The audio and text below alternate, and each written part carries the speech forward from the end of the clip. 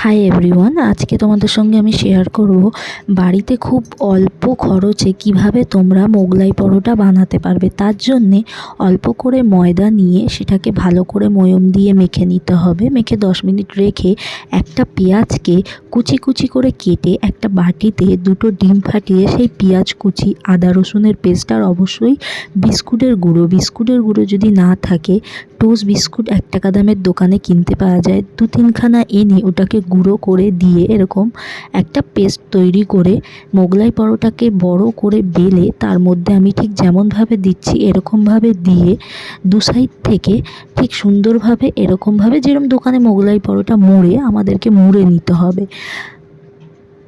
যদি তোমরা বেলনিতে না বেলে আলাদাভাবে তোমরা বেলতে চাও সেটা আরও বড় হবে মোগলাই পরোটাটা। তারপরে একটা ফ্রাইং প্যানে তেলটাকে গরম হলেই আমাদের মোগলাই পরোটাটাকে এরকমভাবে রেখে দিয়ে ভালো করে ফ্রাই করতে হবে যতক্ষণ পর্যন্ত না লাল হয়ে যায়। তারপরে আমাদের খুন্তি দিয়ে মোগলাই পরোটার মাঝে একটু করে ফুটো করতে হবে যাতে ভিতরের গ্রেভিটা ঠিকভাবে তৈরি হয়ে যায়। এরপর আমাদের মোগলাই পরোটা রেডি হয়ে গেল।